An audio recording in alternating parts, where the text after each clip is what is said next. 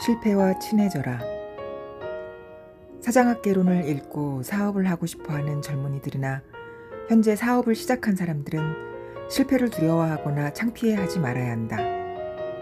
이 책을 읽는다고 사업에 성공하는 것도 아니고 실패를 막아주지도 않는다. 당신은 실패할 것이다. 실패는 여러 번 올 것이고 성공은 단 한 번 올 것이다. 그러니 실패해도 두려워하거나 창피해하지도 말 것을 권한다. 실패란 삶의 일부라는 사실을 인식해야 한다. 모든 사람은 실수와 실패를 한다. 실패가 삶의 한 부분이라는 것을 받아들이면 오히려 실패를 딛고 일어나는 것이 자연스러워진다. 실패했다고 자신을 너무 가혹하게 대하지 말고 자책하지 말기 바란다. 오히려 실패를 축하하고 실패에서 긍정적 요소를 찾아보고 무엇을 배웠는지 살펴보는 것이 중요하다. 실패한 당신을 비난하는 사람과 멀리하고 당신의 실패를 응원하는 사람과 함께하라. 당신의 실패와 당신을 동일시하지 않는 사람들로 당신 주변을 채워라. 그러면 회복하는 데 도움이 되고 이 또한 하나의 능력이 된다. 무엇보다 절대로 포기하지 마라. 끈기와 인내는 결국 모든 실패를 이익으로 돌려놓는다. 무엇이 실패로 이어졌는지 스스로 평가해 동일한 실수를 하지 않도록 하면 그 실패는 이미 가치를 가진 것이다. 다시 도전하는 것을 두려워하지 말고 이전의 실패 때문에 새로운 목표를 만드는 데 주저하지 마라. 실패는 학습 과정의 자연스러운 부분임을 기억하면 언제든 다시 도전하게 된다. 실패는 인격 형성에도 큰 도움이 된다. 다른 실패한 사람에 대한 비난을 멈추게 되고 자신이 성공해도 실패한 사람에 대한 연민을 가질 수 있다. 실패 없이 성공한 사람은 자만하고 거만한 사람이 될 수 있다. 실패를 통해 인간은 완벽하지 않으며 자신이 개선한 것들이 있다는 것을 배우면서 겸손하고 개방적인 사람이 될 수 있다. 성공은 힘든 여정이다. 성공한 것 같았는데 실패가 문 앞에 서 있는 경우를 여러 번 만날 것이다. 더 이상 당신의 실수에 자책하고 슬퍼하지 마라. 당신이 실패했다는 이야기는 도전했다는 뜻이고 거듭 실패했다는 이야기는 그럼에도 또 도전했다는 이야기다. 어쩌다 보면 포기해야겠다고 생각이 들 때가 올 것이다. 바로 그때다. 그때가 바로 당신이 다른 인생을 살 기회의 순간이 온 것이다. 실패는 도전에 견디지 못한다. 성공한 후에는 당신의 모든 실패는 자랑이 될 것이다. 인간에게 도전이 없었다면 인류는 이미 개에게도 잡아먹혀 없어졌을 것이다. 성공한 사람과 크게 성공한 사람의 13가지 차이점. 풋내기 사장과 노련한 사장의 차이. 막 성공을 거둔 자와 성공을 지속하고 있는 자의 차이. 10억 부자와 100억, 1000억 부자 사이에는 분명한 차이가 있다. 이런 차이는 성공이라도 같은 성공이 아니며 자신이 얼마만큼 더 나아갈 수 있는지를 알 수 있는 평가 기준이 된다. 1. 처음 성공을 이루면 자기의 능력이라고 생각하지만 크게 성공을 이룬 사람은 그 성공을 행운이라고 생각한다. 크게 성공한 사람들은 자신의 성공이 반복적이지 않을 거라는 사실을 알기 때문에 한 번의 성공에도 자만하지 않고 신중하게 된다. 반면 처음 성공을 이룬 자는 즉시 두 번째 성공을 위해 무리한 투자와 모험을 강행하다 쉽게 자멸하고 만다. 2. 성공한 자는 회사를 키워 팔려고 하지만 크게 성공한 자는 죽을 때까지 회사를 갖고 있으려 한다. 크게 성공한 자는 회사를 팔아서 남긴 돈으로 다른 더 좋은 사업을 찾는 일이 쉽지 않다는 것을 안다. 그래서 자신의 지금 사업을 평생 유지하는 데 전력을 기울인다. 매각한 재산으로 자신의 회사만한 이익을 발생시킬 만한 투자처를 찾을 수 없기 때문이다. 3. 성공한 자는 하루에 20시간씩 일하고 크게 성공한 자는 하루에 8시간만 일한다. 많은 시간을 일한다는 것은 자신의 인건비를 벌고 있다는 뜻이다. 저녁 늦게까지 일을 할수록 직원들의 인건비를 줄일 수 있다고 생각한다. 그러나 크게 성공한 자는 시간당 수입이 아닌 사업당 수입으로 자신의 인건비를 계산하는 방법을 알기에 가정과 개인 생활과 직장일의 균형을 맞춘다. 따라서 아침 일찍 일하고 일찍 마무리한다. 4. 성공한 자는 규정과 규칙을 통해 성장을 유지하려 하고 크게 성공한 자는 규정과 규칙을 넘어서서 성공한다. 규모가 커지면 다양한 직원들이 조직에 합류하며 이들을 통솔할 규정이 필요하다. 그러나 이런 규정들은 조직과 사고의 경직을 불러일으켜 양날을 가진 칼처럼 해가 되기도 한다. 그래서 더 큰 성공을 이루는 자들은 규정과 규칙이 만들어진 원래의 목적을 잘 이해하고 이를 통제한다. 5. 성공한 자는 선배에게 배우려 하고 크게 성공한 자는 후배에게 배우려 한다. 선배들의 성공담이 동일하게 적용되는 세상은 없다. 그리고 후배들은 새로운 시각을 준다. 6. 성공한 자는 회사를 바라보나 더 큰 성공을 하려는 자는 산업을 바라본다. 회사란 한 산업의 가지나 잎사귀와 같다. 사업체 유지나 성장에만 급급한 사이에 나무에 가뭄이 드는 것을 보지 못할 수 있다. 7. 성공한 자는 조사와 기획을 좋아하고 크게 성공한 자는 직감과 통찰을 믿는다. 시장 조사는 생각보다 무의미하다.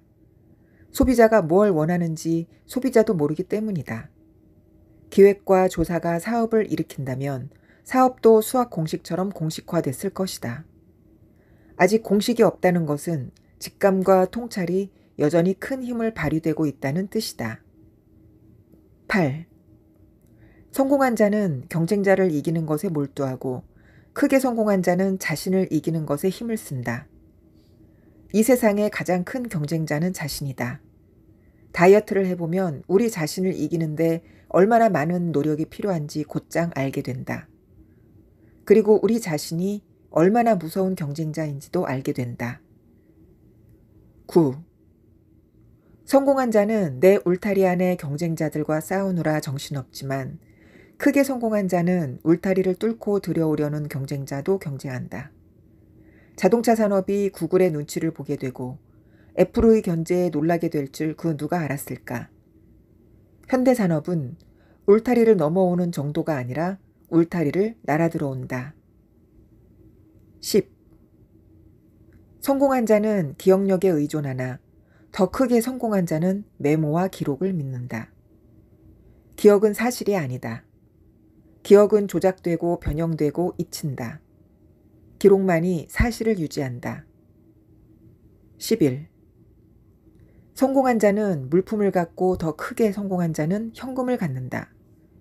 성공한 자는 감가상각비로 사라지는 보석, 집, 자동차, 명품 등을 사 모으나 크게 성공한 자는 부동산, 회사 지분 등 수익이 발생하는 물품들을 사 모은다. 12. 성공한 자는 아끼는 데 관심이 많고 크게 성공한 자는 버는 데 관심이 많다. 작은 것을 아끼기 위해 어떤 일을 관리, 감독하는 데 드는 비용이 아끼는 비용보다 더 들어가는 경우가 흔하다. 그래서 크게 성공한 자들은 차라리 그 시간에 더 벌 궁리를 한다. 13. 성공한 자는 자기 능력보다 높여 살고 더 크게 성공한 사람은 자기 능력보다 낮춰 산다. 성공한 자는 자신의 성공을 자랑하기 위해 증거를 만들고 싶어 한다. 크게 성공한 사람은 그러다가 작은 실수로 모든 것이 날아갈 수 있다는 것을 알기 때문에 자신이 할 수 있는 가장 최대치에서 훨씬 여유 있게 생활을 구성한다. 돈이 없어 사업을 못한다는 사람에게 돈이 있어야 사업을 할 수 있다고 생각하는 사람은 돈이 있어도 사업에 성공하지 못한다. 사업은 돈이 없어도 할 수 있고 돈이 없어야 더 잘할 수 있기도 하다. 나는 수천 명의 사업가 제자들을 만났지만 그들 중에 많은 돈을 갖고 창업해 사업에 성공한 사람을 아직 만나보지 못했다. 돈으로 사업을 하려는 사람은 항상 돈으로 해결되는 계획만 생긴다. 그러나 돈이 없으면 아이디어로 사업을 할 수밖에 없고 몸과 시간으로 일을 막아낸다. 돈으로 사업하는 사람은 계속 더 많은 돈이 필요하지만 아이디어로 사업하려는 사람은 아이디어가 먹히면 더 이상 돈이 필요하지 않으며 오히려 돈이 들어오기 시작한다. 사업을 하려는 사람이 돈은 있는데 아이디어가 없는 것과 아이디어는 있는데 돈이 없는 경우라면 후자가 훨씬 유리하다. 특히 초기부터 투자받거나 자금을 빌리는 것은 사업을 오히려 망치는 일 중 하나다. 사업이란 불규칙적이고 비상식적의 일의 연속을 풀어나가는 일이다. 변수가 너무 많다는 뜻이다. 이런 변수에 갚아야 할 돈이라도 있으면 발목에 쇠구슬을 달고 다니는 것과 같다. 날고 싶어도 날 수가 없다. 남의 돈은 날개가 절대 아니다. 사업을 꿈꾸는 젊은이들이 가장 오해하는 부분이 창업하려면 돈이 필요하다고 생각하는 것이다. 틀렸다. 돈은 필수 항목이 아니라 옵션이다. 돈보다 더 중요한 것은 자기가 하려는 사업에 대한 이해와 열정이다.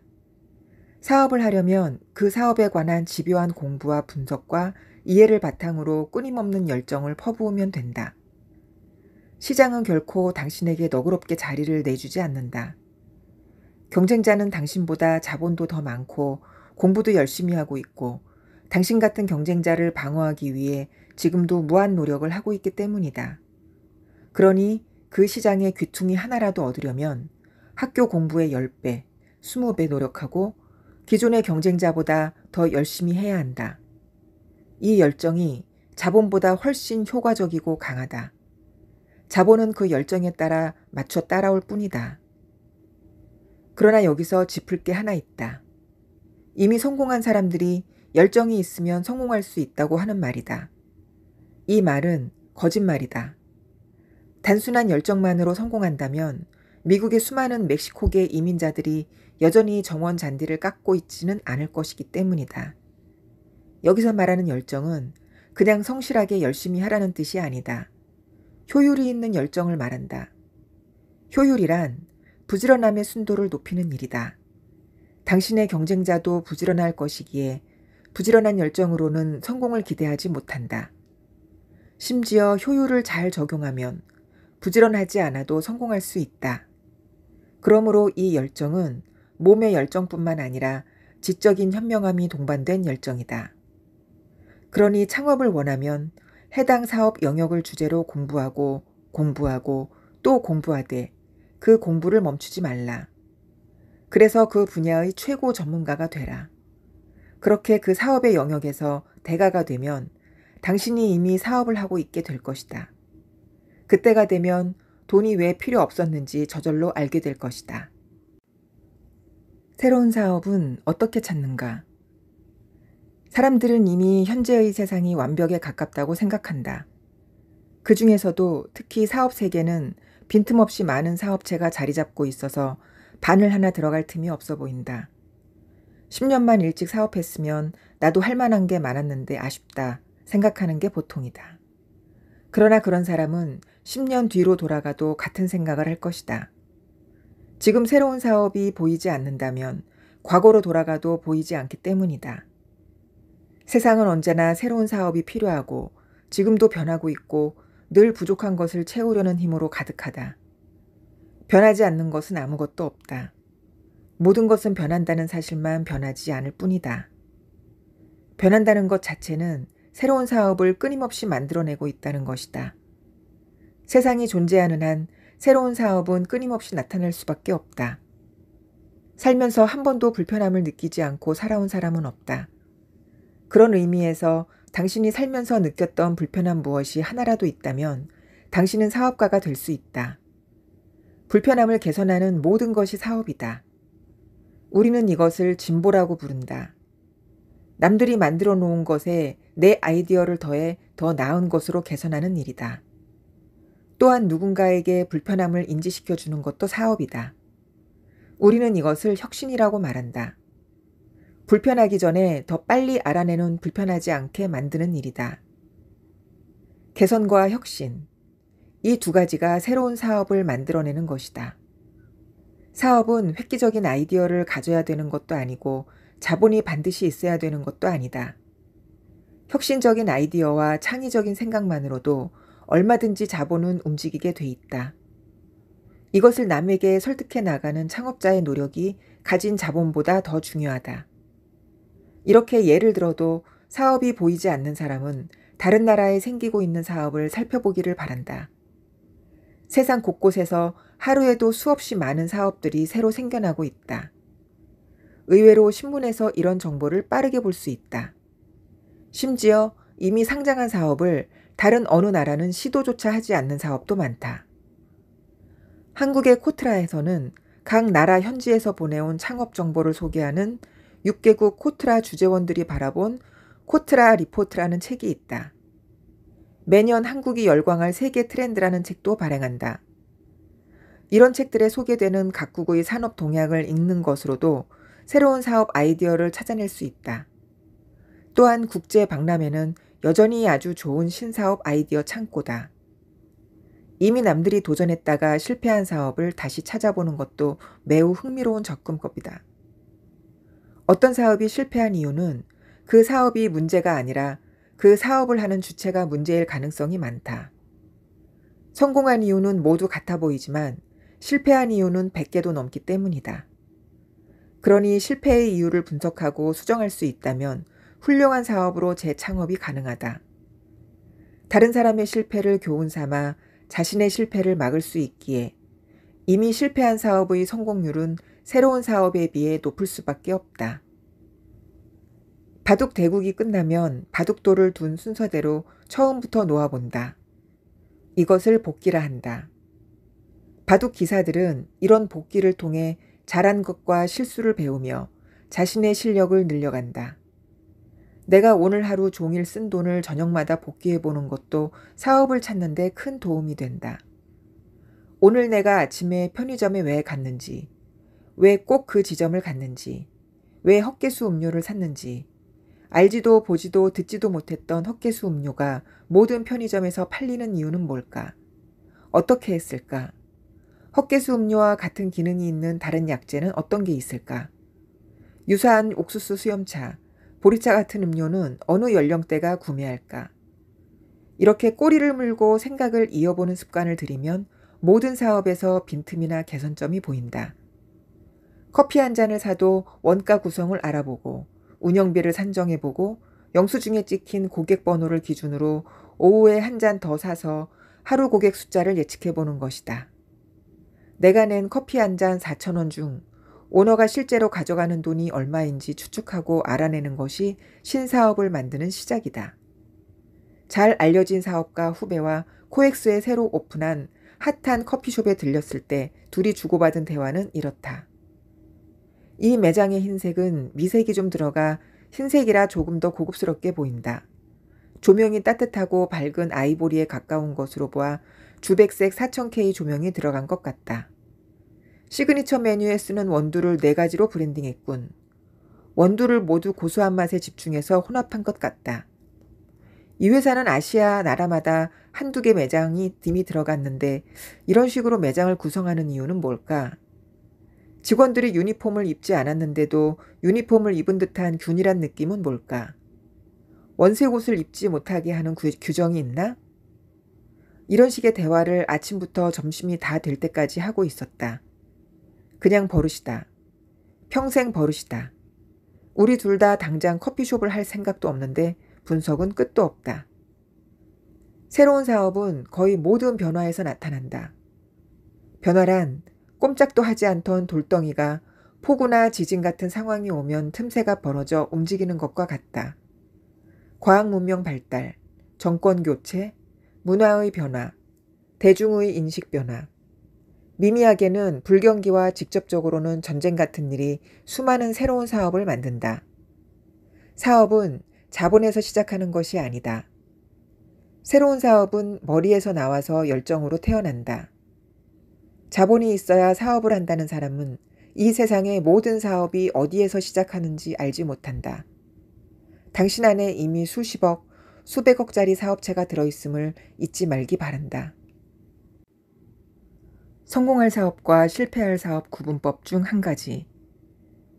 새로운 사업 아이디어를 공개하고 주변의 의견을 물을 때 이건 너무 좋은 의견이라며 다들 찬성하는 사업은 오히려 성공 확률이 높지 않을 수 있다.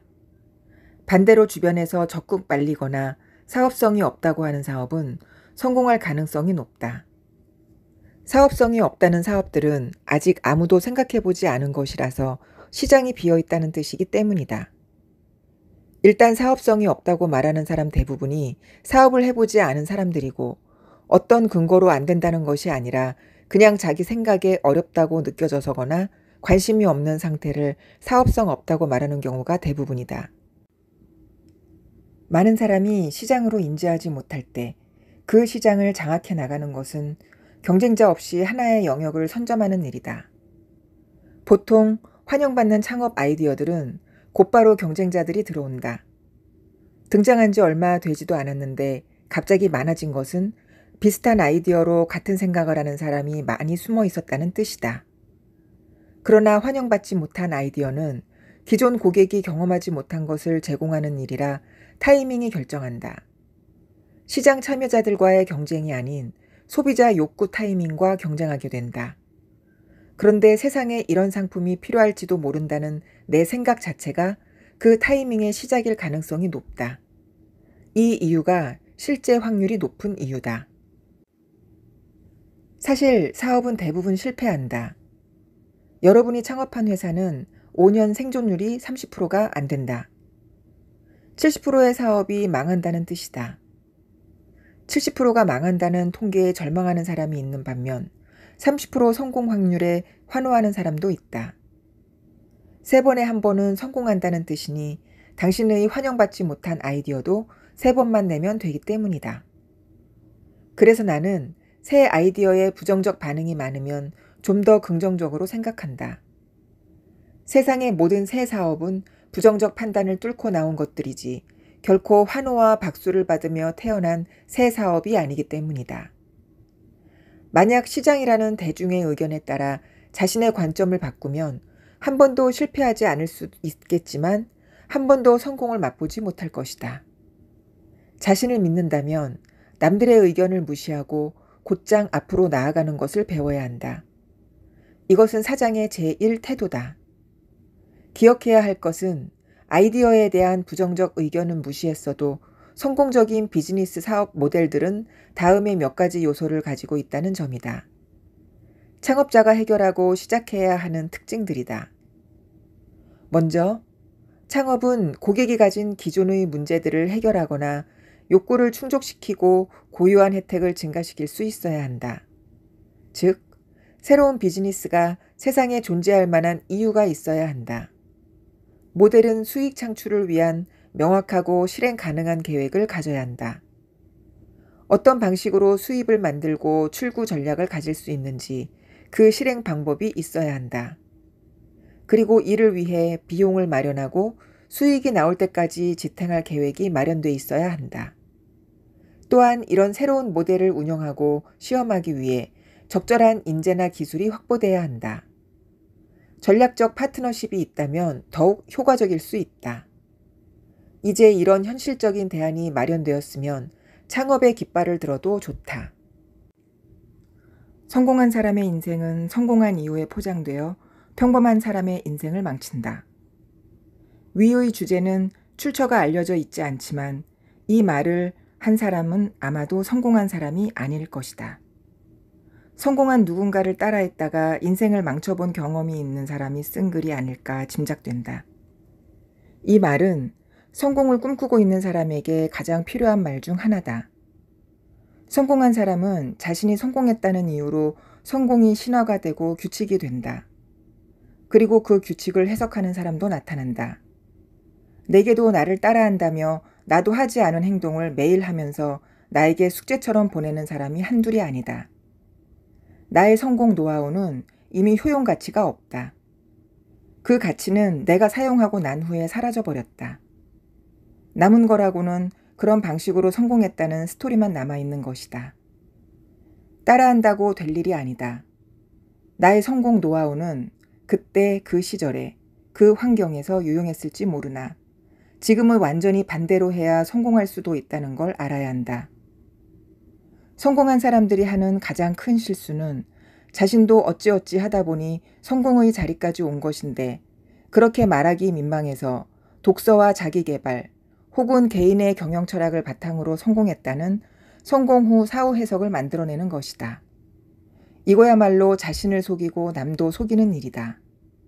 그런 성공 규칙이 실제로 존재한다면 이 세상은 누구나 성공할 것이고 그 규칙은 이미 신앙의 자리에 자리 잡고 있을 것이다. 조금 더 극단적으로 표현하면 나는 거의 모든 성공이 운이라고 생각한다. 피나는 노력을 한 운동선수조차 부모의 관심, 훌륭한 코치를 만나는 행운이 없었다면 그 자리에 없을 사람이 많다. 심지어 1, 2, 3월에 태어난 아이들은 10월에서 12월 사이에 태어난 아이들보다 운동선수로 성공할 확률이 3배 높다. 어려서 덩치가 큰 아이들은 최고의 코치가 가르치게 될 확률이 높다. 상대적 성숙 효과 때문이다. 연초에 출생한 아이들이 프로 선수가 될 확률은 연말에 태어난 아이들에 비해 63%대 37%로 2배 가까이 높다. 이들이 연초에 태어난 것은 단순히 운이다. 피나는 노력, 남다른 판단력, 불굴의 의지 등은 성공의 필수 요인이 아니다. 그렇게 노력하는 사람이 한둘이 아니기 때문이다. 여기서 나는 성공한 사람들의 노력과 열정을 폄하할 생각이 없다. 그러나 그들의 성공이 자기 능력이라고 말한다면 그 말은 틀렸다고 말할 수 있다. 사업은 더더욱 운이 많이 적용되는 곳이다. 사업은 시장의 흐름에 들어가는 사람이 성공한다. 시장의 흐름은 돈의 길이다. 1,700억에 매각한 유명 의류 쇼핑몰은 네이버 블로그 시절에서 인스타로 넘어가는 전환에 빠르게 편승해서 성공한 것이다. 인스타가 늦게 발현됐다면 그런 성공이 보장될 리 없다. 배를 만드는 것은 나의 노력이지만 바람이 부는 것은 내가 어쩔 수 없는 일이다. 배도 없는 사람은 어차피 성공하지 못하겠지만 배를 가진 사람이 모두 성공하지도 못한다. 그런데 세상에는 수많은 성공 공식이 존재한다. 심지어 여러 성공한 사람들의 성공 비결을 물리학자, 컴퓨터 과학자들이 수년 동안 산더미 같은 데이터를 확보한 후 계량적 과학 도구로 이것을 분석했다고 주장하는 공식도 있다. 모든 색에 존재하는 공통된 색이 있다고 주장하는 것 같지만 모든 색을 모으는 순간 검게 변할 뿐이다. 규칙이란 존재하지 않으니 운에 맡기라는 말을 하려는 것이 아니다.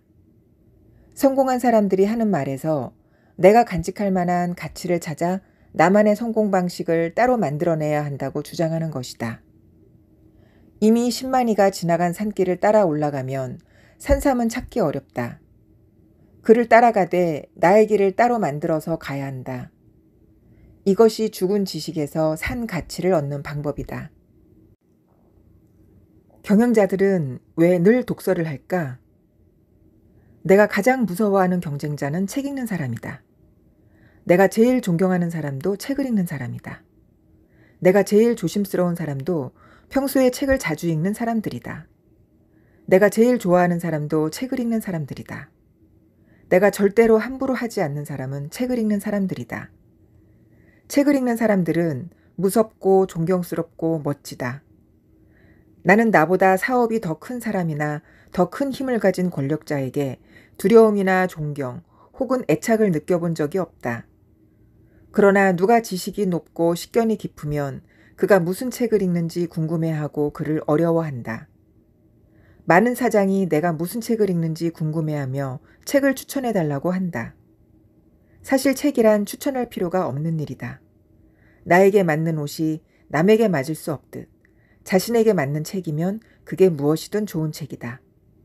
반대로 나에게 좋은 책이라고 해서 다른 사람에게 반드시 좋은 책일 리 없다.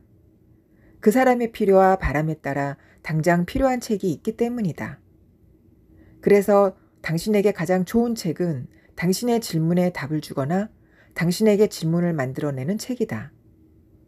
다만 이때 관점이 다른 여러 책을 다양하게 읽기를 바란다. 세상에서 제일 어리석은 사람은 책을 한 번도 읽지 않은 사람이 아니라 책을 한 권만 읽은 사람이다. 책을 읽는 몇 가지 효과적인 방법이 있다. 독서의 구체적인 목표를 설정하는 것이다. 책을 읽으면서 얻으려는 것이 무엇인지 명확하게 이해하면 집중해서 읽게 된다. 읽기 일정을 만들어 매일, 또는 매주 특정한 시간을 정해서 독서하고 가능한 그 시간에 충실하는 것이다. 나는 주로 오전 식사 전에 책을 읽는다. 필기구를 옆에 두고 읽으면서 흥미롭거나 유용하다고 생각되는 요점, 인용문이나 아이디어를 적는다. 이렇게 하면 나중에 정보를 기억하고 실제로 적용하는 데 도움이 된다. 또한 읽은 내용은 요약한다. 한 장이나 섹션을 마친 후에 몇 분 동안은 읽은 내용을 자기 말로 요약하면 더욱 좋다. 그리고 다른 사람들과 독서 모임을 통해 읽은 책을 토론하며 이야기하면 새로운 관점과 통찰력을 얻는 데 도움이 된다. 독서 모임은 해당 분야의 다른 전문가와 네트워크를 형성하는 좋은 방법이 될 수 있다. 책을 읽으면서 생기는 질문들을 모두 적어두면 좋다. 긍정하는 것, 부정하는 것, 혹은 읽는 문장을 보다가 변형된 생각들을 모두 책에 적는 것이다. 나는 새 책이라도 글을 읽으면서 드는 모든 생각을 책의 빈 곳에 적어 놓는다. 공감하거나 멋진 식견엔 스티커를 붙여놓고 다음에 언제든지 찾을 수 있도록 표기한다. 무엇보다 가장 좋은 것은 그 책이나 문장을 읽고 느낀 생각을 나도 저자처럼 정리해보는 것이다. 글쓰기는 내 머릿속 가장 깊은 곳에 숨어있던 멋진 생각들을 꺼내오는 도구다. 글을 정리해놓고 나중에 읽어보면 내가 이런 멋진 생각을 했다는 것이 믿어지지 않을 것이다. 이런 일은 오직 글을 직접 써내려갈 때만 드러난다. 책을 읽는 것은 경영자에게 다음과 같은 많은 이점을 줄 수 있다. 급변하는 경제 상황에서 다양한 지식 발전 앞에 설 수 있다. 책은 경영자가 성과를 내고 목표를 달성하는 데 도움이 되는 새로운 아이디어, 개념 및 전략을 배울 수 있는 가장 좋은 도구다. 또한 해당 분야의 최신 동향과 모범 사례를 파악해 회사의 가치를 높일 수 있다. 물론 개인적인 성장이 가장 큰 장점이다. 책은 의사소통과 의사결정 능력을 향상시키며 보다 효과적인 문제 해결자가 되도록 돕는다. 어떤 책들은 도전을 장려하고 목표를 달성할 수 있는 영감과 동기를 제공해준다. 특정 업계에서 잘 알려진 책을 읽는 것도 해당 분야의 다른 경영자나 전문가와 나를 연결하고 대화를 시작하는 기회가 되기도 한다. 복잡한 문제를 해결하는 데 필수적인 비판적 사고 기술을 개발하는 데에도 독서가 많은 도움이 된다. 무엇보다 책 읽는 경영자들은 직원들이 함부로 대하지 못하며 책 읽는 상사를 존중하게 된다. 조심할 것은 책을 읽고 말이 많아지면 안 되며 묻기 전까지는 대답하지 말아야 한다. 지식은 자기가 자랑하면 안 되고 남이 자랑해 줄 때까지 참아야 돋보이는 것이다. 자신이 자랑하는 순간 그 지식의 가치는 전달되지 않으므로 사용 가치가 사라지기 때문이다. 우리에게는 공부하고 정보를 얻는 여러 경로가 있다. TV, 인터넷, 강연, 토론 등이다. 그러나 이런 모든 책보다 못하다. 책은 책이 가진 특이성 때문에 어떤 저자도 자신의 가장 진실한 모습을 담기 마련이다. 그러니 경영자들은 독서를 평생 습관으로 받아들여야 한다. 직원이 당신보다 책을 많이 읽으면 당신을 넘어설 것이고 경쟁자가 당신보다 책을 많이 읽으면 보이지 않는 곳까지 이미 앞서 있을 것이다. 당신을 꾸준히 가르쳐주고 시대에 뒤처지지 않게 도울 수 있는 것은 오로지 책뿐이다. 항상 책을 가까이 하고 새로운 것을 배우는데 게으르지 않기를 바란다.